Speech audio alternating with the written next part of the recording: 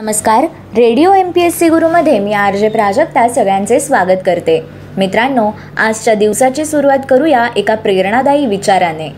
स्वामी विवेकानंद म्हणतात, 1000 वेळा ठेच लागल्यानंतरच एक चांगले चरित्र निर्माण होते. आज आहे 26 सप्टेंबर. जाणून घेऊया आजच्या दिवसाचे विशेष. 1990 मध्ये रंगनाथ मिश्रा यांनी भारताचे 21वे सरन्यायाधीश म्हणून कार्यभार सांभाळला. रंगनाथ मिश्रा हे भारताचे माजी सरन्यायाधीश होते. ते 25 सप्टेंबर 1990 ते 24 नोव्हेंबर 1991 या कालावधीत सरन्यायाधीश राहिले आहेत. त्याआधी ते ओडिशा उच्च न्यायालयाचे न्यायाधीश होते. 26 सप्टेंबर 1984 मध्ये युनायटेड किंगडमने हाँगकाँगच्या हस्तांतरणास मान्यता दिली. 26 सप्टेंबर 1973 मध्ये ध्वनीपेक्षा अधिक वेगाने जाणाऱ्या कॉन्कॉर्ड या विमानाने अटलांटिक महासागर न थांबता विक्रमी वेळात पार केला होता. 1960 मध्ये फिडेल कॅस्ट्रोने USSRला जाहीर पाठिंबा केला. अमेरिकेसारख्या बलाढ्य देशाच्या पायाचा क्युबा देश. खरं तर अमेरिकेपुढे एखाद्या मुंगी एवढ्या वेगवेगळ्या मुद्द्यांवर अमेरिकेचा नेहमी विरोध असतानाही या मुंगी एवढ्या देशाने अमेरिकेच्या नाकावर टिच्चून स्वतंत्र अस्तित्व कायम राखले. क्युबा या छोट्याशा देशाने बिनदिक्कतपणे अमेरिकेला आव्हान निर्माण करण्याची प्रेरणा या देशाला मिळाली. ती ताकद म्हणजे फिडेल कॅस्ट्रो. फिडेल कॅस्ट्रो यांचा जन्म क्युबातील एका सुखसमृद्ध कुटुंबात झाला. घरात जन्मजात श्रीमंती असल्याने तशी त्यांना कसलीही कमी नव्हती. मात्र वाढत्या वयानुसार छोट्या फिडेलला समज येत गेली आणि आजूबाजूची परिस्थिती फिडेलला कळू लागली. आपण राहतो ते जग आणि दीनदुबळ्यांचं जग यातील तफावत त्यांचा काळजाचा ठाव घेऊ लागली आणि यातूनच ते पुढे मार्क्सवादी लेनिनवादी बनले व क्युबा या देशाची प्रेरणा बनले. 26 सप्टेंबर 1950 रोजी इंडोनेशिया या देशाचा संयुक्त राष्ट्रात प्रवेश झाला. इंडोनेशिया हा देश आशिया व ओशनिया यामधील एक लहानसा देश आहे.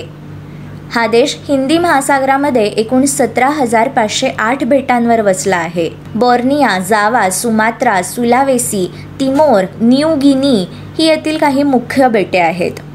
इंडोनेशियाची लोकसंख्या सुमारे 23 कोटी असून जगातील सर्वाधिक मुस्लिम लोकसंख्या याच देशात आहे. संस्कृतमध्ये या देशाचे नाव दीपांतर आहे.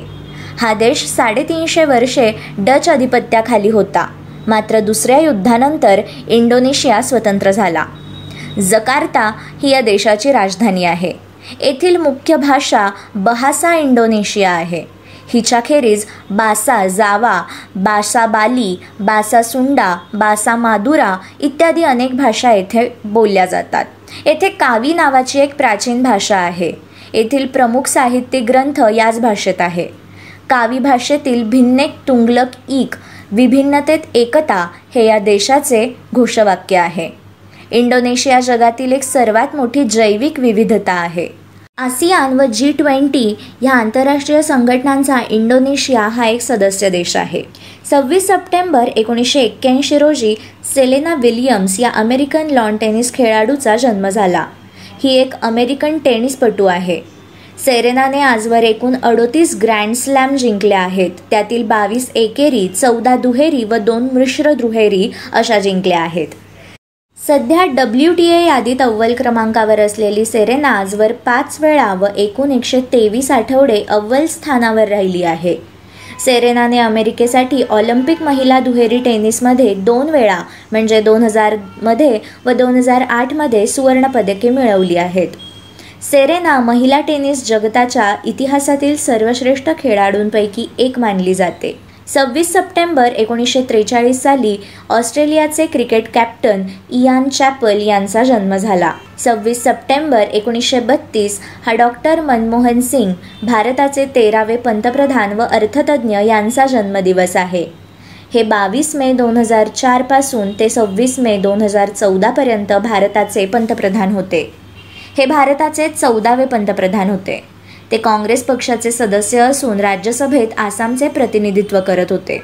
यापूर्वी ते 1991 साली PV नरसिंहराव मंत्रिमंडळात केंद्रीय अर्थमंत्री देखील होते. त्या काळात त्यांनी केलेल्या आर्थिक सुधारणा आणि त्यानंतर झालेल्या आर्थिक प्रगतीमुळे त्यांची कार्यक्षम राजकारणी म्हणून प्रतिभा बनली. 26 सप्टेंबर 1931 रोजी क्रिकेटपटू विजय मांजरेकर यांचा जन्म झाला. देव आनंद या चित्रपट अभिनेता व निर्माता यांचा जन्म 26 सप्टेंबर 1923 रोजी झाला. धरमदेव आनंद म्हणजेच देव आनंद यांचा जन्म गुरुदासपूर, पंजाब येथे झाला होता. हे हिंदी चित्रपटसृष्टीतील प्रसिद्ध अभिनेते, निर्माते व दिग्दर्शक होते. सुमारे 65 वर्षांच्या प्रदीर्घ कारकिर्दीत त्यांनी 144 चित्रपटांमध्ये अभिनय केला. भारताच्या केंद्र शासनाचे 2001 साली पद्मभूषण तर 2002 साली दादासाहेब फाळके पुरस्कार देऊन त्यांचे चित्रपटातील योगदान गौरवले गेले आहे. लेखक व गांधीवादी तत्वचिंतक आचार्य शंकर दत्तात्रय जावडेकर यांचा जन्मदिवस 1894 मध्ये आजच्याच दिवशी होता. अमेरिकेत जन्मलेले ब्रिटिश कवी, नाटककार, टीकाकार आणि नोबेल पारितोषिक विजेते T.S. इलियट यांचा जन्म 1888 मध्ये आजच्याच दिवशी झाला. गुजराती साहित्याच्या पंडित युगातील एक अष्टपैलू लेखक, आचार्य संस्कृतीचे व शंकराचार्य प्रणीत अद्वैत वेदांताचे कडवे पुरस्कर्ते मणिलाल नथुभाई त्रिवेदी यांचा जन्म 1858 मध्ये 26 सप्टेंबर या दिवशी झाला. इव्हान पेट्रोचिव पॉव्लोव यांचा जन्म 26 सप्टेंबर 1849 साली झाला. हे चयापचय प्रक्रियेविषयी महत्त्वाचे संशोधन करणारे नोबेल पारितोषिक विजेते रशियन शास्त्रज्ञ होते. बंगाली समाजसुधारक, तत्त्वज्ञ, लेखक, शिक्षणतज्ञ व उद्योजक ईश्वरचंद्र विद्यासागर यांचा जन्म 1820 मध्ये आजच्याच दिवशी झाला. ईश्वरचंद्र विद्यासागर यांच्याच प्रयत्नामुळे 1856 मध्ये विधवा विवाहाचा कायदा करण्यात आला होता. 2008 मध्ये पॉल न्यूमन यांचे निधन आजच्याच दिवशी झाले. हे एक अभिनेता, दिग्दर्शक व रेस कार ड्रायव्हर होते. पॉल न्यूमन यांनी कलर ऑफ मनी या चित्रपटातील भूमिकेसाठी ऑस्कर पुरस्कार मिळवला होता. याशिवाय एमी पुरस्कार, स्क्रीन ॲक्टर गिल्ड पुरस्कार व इतर अनेक पुरस्कार पॉल न्यूमन यांना लाभले होते.